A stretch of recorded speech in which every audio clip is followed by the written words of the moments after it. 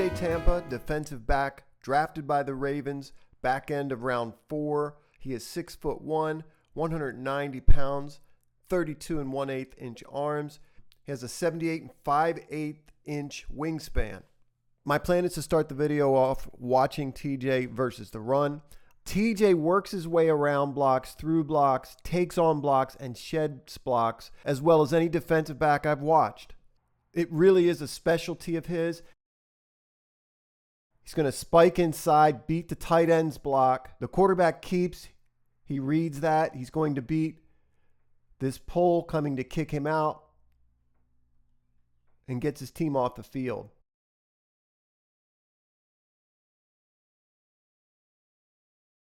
He's very good at reading screens and runs outside. He gets off wide receiver blocks with ease. He's at the bottom of our screen. Reads the swing to the back. Watch how easily he gets off this block and makes the tackle. Now, he plays the run great. He is not consistently a great tackler. He has a bad habit of throwing his shoulder instead of wrapping. And especially in 2023, you would see him dive at a player's ankles.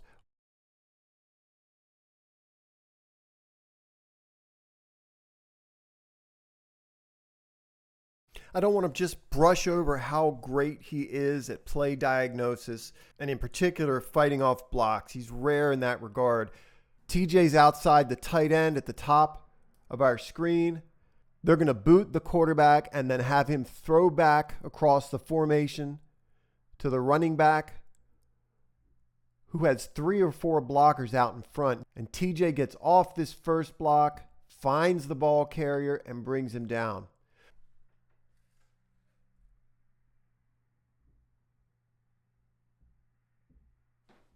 Bottom of our screen. I'll keep preaching this because he's so good at it.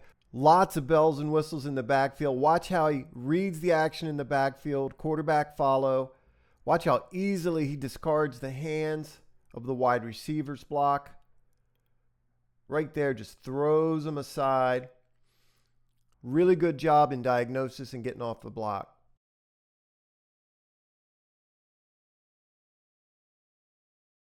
Really smart player, huge asset versus screens and outside runs.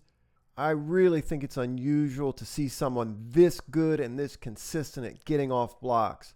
You'll see him beat a block here, win the edge, make a tackle. Unfortunately, this high level ability of beating blocks, finding the ball, goes hand in hand with really poor form tackling. He kind of throws his back at the runner. And it works, but that's not how you want to see him tackle. He diagnoses these run plays great. This is pin pull. They're pulling 2 play side offensive linemen his way. He's able to get outside, beat this block, find the ball carrier. But this is another habit of his. You see it especially in 2023, go very, very low. Players in the NFL will understand that when he goes low, you can just hurdle him. The back attempts to do that here, but at the very least, the back's picking up 2 to 3 extra yards because he's not wrapping.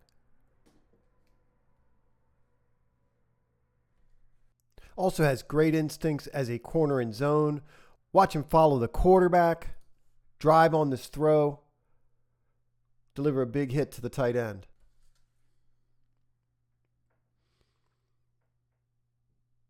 Mesh concept, the quarterback's going to hit the under part of this drag. He's got every opportunity, does TJ, to square up, wrap this guy.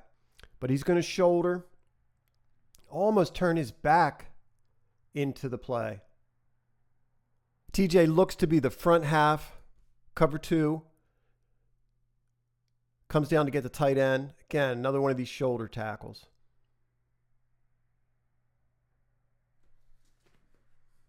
I know I'm belaboring this and I want to get into his coverage, but he has a reputation for being physical. And these sort of tackles are not unusual based on what I've watched, and they're not going to cut it at the next level.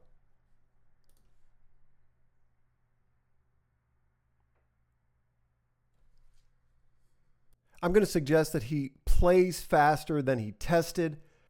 As is typical, he's able to shed the wide receiver block, shows good range, reads it well, comes over, throws his body around, and wrap tackles. Watch it from this angle.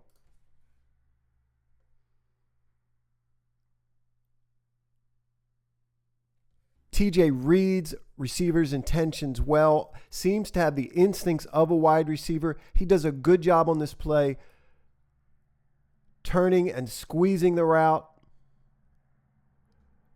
Then uses his body to cut off the receiver, turning to find the football.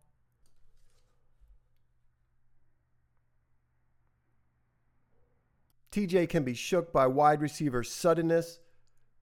However, you see throughout his film, he's got great recovery skills. We'll see that here. Turns to run inside. Receiver crosses his face. Stays in contact with the receiver. Now, this is a good example of what we talked about in the previous clip, how he seems to understand a receiver's intentions. Watch him undercut the route.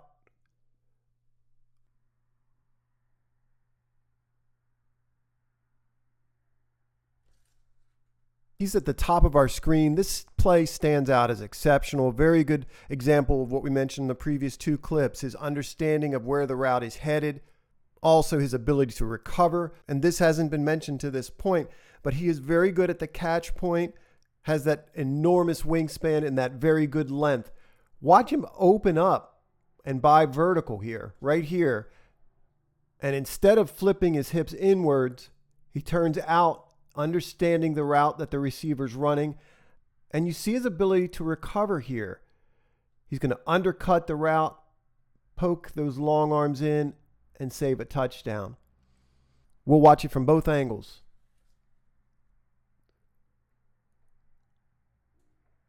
Good burst at the end there.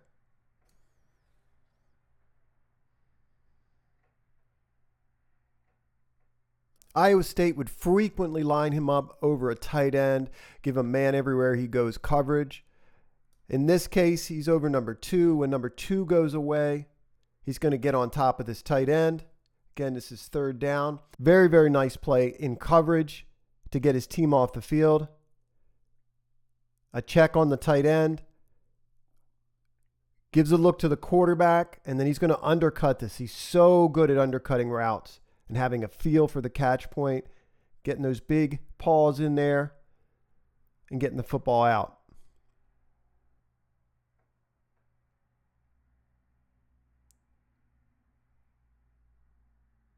Those are a couple of his great strengths in coverage. Route anticipation and his ability to undercut routes. He's also very good working his way through rubs and trash. You see that here as he works to undercut this route, take away this receiver.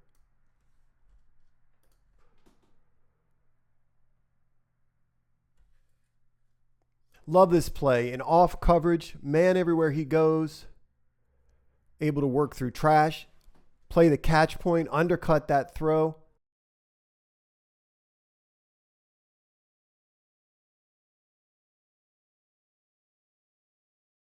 This is him out of the slot, I believe, covering Adonai Mitchell.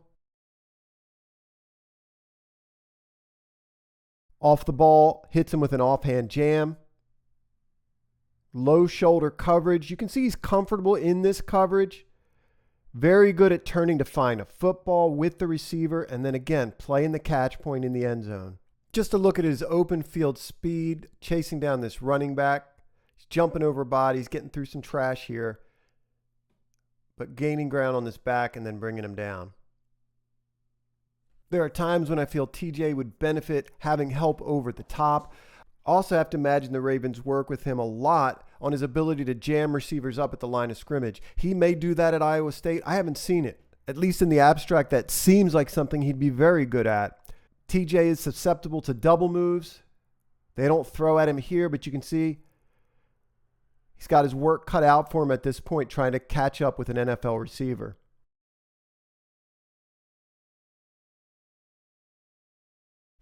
It'd be interesting to see how the Ravens work him in. Mike McDonald is gone. He is somebody that was really good at putting players in position to do only what is effortless. I think he would really enjoy a player like TJ. As I said earlier, I think TJ would benefit doing more in the way of jamming receivers at the line of scrimmage. To me, he's an outside corner. Perhaps they'll use him in certain packages to cover tight ends. Pretty sure he went a little later than was expected because of how he ran at the combine. But he shows me in college that even when behind by a step, he shows the ability to catch up. Here's TJ. We'll see an example of that here. Receiver gets a step. He's very comfortable in playing in this trail mode. He's reading the receiver's eyes and hands, times it perfectly. Easily breaks this ball up in the end zone.